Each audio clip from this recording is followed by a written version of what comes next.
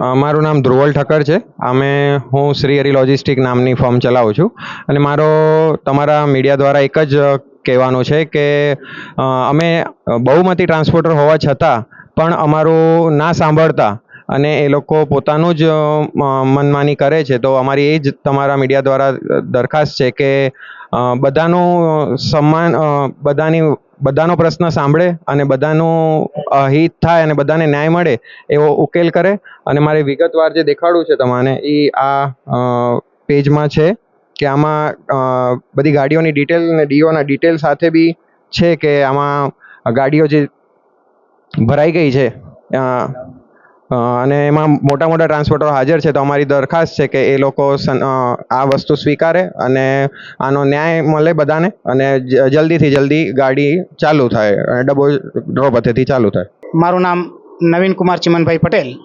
અત્યારે કચ્છ જિલ્લાની અંદર ખેતી પછી પશુપાલન પછી ટ્રાન્સપોર્ટ ઉદ્યોગ મોટામાં મોટો અમારો ઉદ્યોગ છે. લાખો લોકો આમાં રોજગારી મેળવી રહ્યા છે.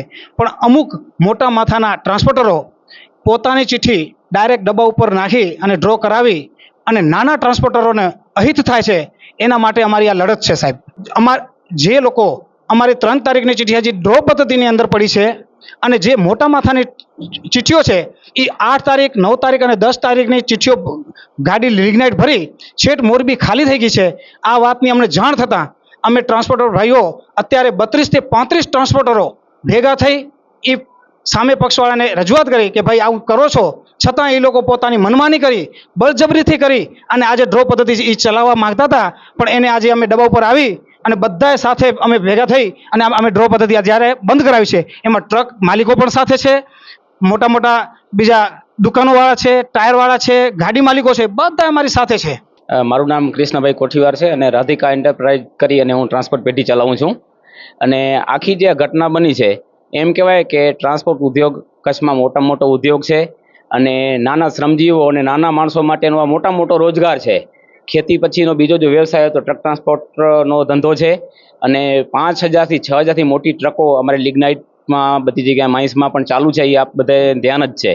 અને આખી જે ઘટના બની છે એ એવી રહી છે કે અત્યારે જે ટોટલ ડબ્બામાં જે ડ્રો પદ્ધતિ ચાલુ હોય એ જીતી વખતે ટ્રક એસોસિએશન હલાવતું, પણ એના કોઈ વિવાદના કારણે ટ્રાન્સપોર્ટ એસોસિએશન આ ડ્રો પદ્ધતિ ચલાવે છે ઘણા સમયથી. હવે આનામાં થયું એવું છે કે જે આ ટ્રાન્સપોર્ટ એસોસિએશનના હોદ્દેદારો છે, કેમ કહેવાય પ્રમુખ સાહેબ છે, જેમ કે સતીશભાઈ મીરાણી, અને એમના એક કામગીરી એક માણસ કામ કરે છે જેની ઓફિસમાં કામ કરે છે એવી એક ટ્રાન્સપોર્ટ. આ બે ટ્રાન્સપોર્ટવાળાએ શું કર્યું છે કે તમને હું સાદી ભાષામાં સમજાવું કે નનકો ટ્રક માલિક પણ સમજી શકે.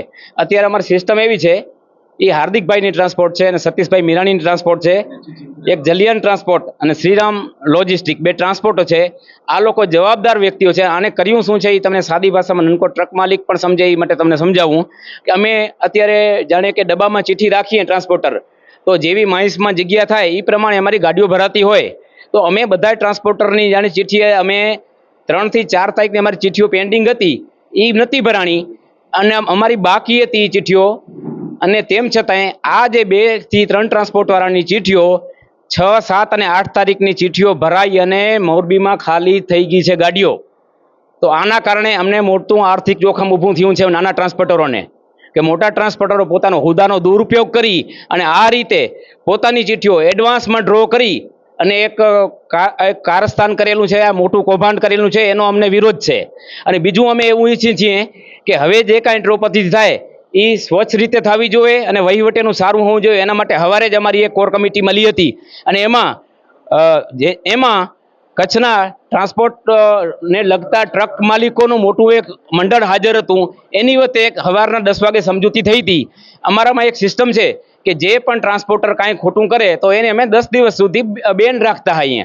તો એ 3 ટ્રાન્સપોર્ટરને આપણે બેન રાખીએ, એની ચિઠ્ઠી કાઢી અને પાછો ડ્રો કરીએ. અને અમારી એક માગણી હતી કે અમારા જે 30 થી 35 ટ્રાન્સપોર્ટર છે, અમારી માગણી એવી હતી કે હવે અમે ચિઠ્ઠી ડાયરેક્ટ ડબ્બામાં જ્યાં ડ્રો થાય છે ત્યાં આપશું, જ્યાં કરપ્શન થાય છે એવા હાથોમાં અમે આપવાના નથી. આ નક્કી થયેલું હતું. 12 વાગે ડ્રો થયો, પાછી 1 વાગે ચિઠ્ઠી એકઠી કરવાની હતી.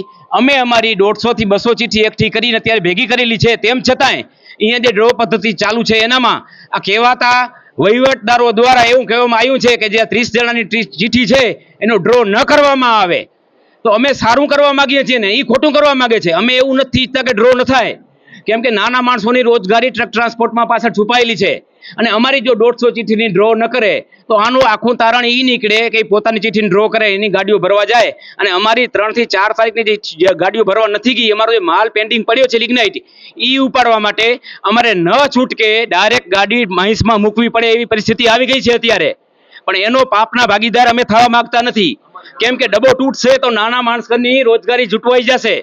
તો આપના માધ્યમથી મારી આ ટ્રક માલિકોને, જે ચૂંટાયેલા પ્રતિનિધિઓને, માનનીય કલેક્ટરશ્રીને, સંસદશ્રીને, ધારાસભ્યોને વિનંતી છે કે આપ આમણેમાં મધ્યસ્થી કરી અમારા નનકા ટ્રાન્સપોર્ટ માલિકોનું જોવો, અને આની મધ્યસ્થી કરી અને કાંઈ પણ સમાધાન કરીને પછી ડ્રો કરવામાં આવે.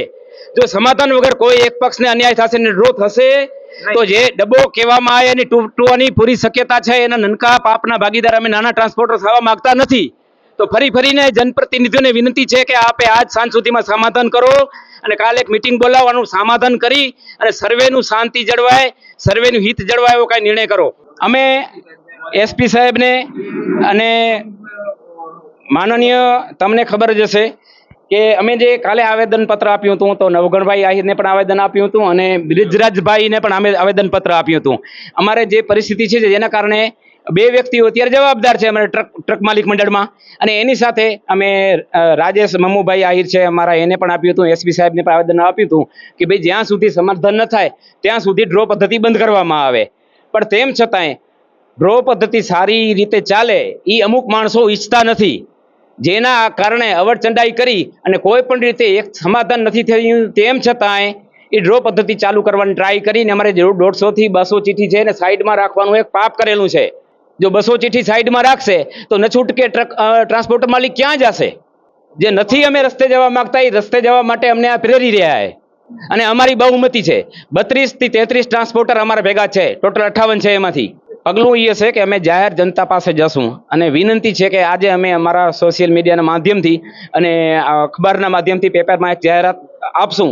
એ જાહેરાત આપણે જાણી અને કાલે, આજે સાંજે શું નિર્ણય થશે ને, જો કાલે તમને અખબારમાં કાંઈ માહિતી જાણવા મળે તો તમે અમારા સમર્થનમાં પૂરેપૂરું સમર્થન અમે કઈ જગ્યા ઉપર આવો એવી અમારી આશા છે. ચક્કાજામ અમે કોઈ કરશું નહીં. સરકારી પ્રોપર્ટીને નુકસાન થાય એવું અમે ક્યાંય ઈચ્છતા નથી. અમે સૌ જાગૃત ટ્રાન્સપોર્ટ માલિકો છીએ, એટલે પબ્લિક હિતને ક્યાંય નુકસાન થાય એવું અમે કાંઈ કરવા માંગતા નથી. પણ હા, કોઈને અન્યાય થશે તો એ પણ અમે સહન નહીં કરીએ. At SPU, education isn't just about today, it's about building a better tomorrow. Welcome to SPU, where innovation meets excellence. Study in a cutting-edge environment with programs across technical, medical and paramedical streams. Choose from 120 plus courses in 14 disciplines. Train at our 812-bed multi-specialty hospital. Get career ready with 180 plus placement partners and global university tie-ups. SPU, educating minds, empowering tomorrows.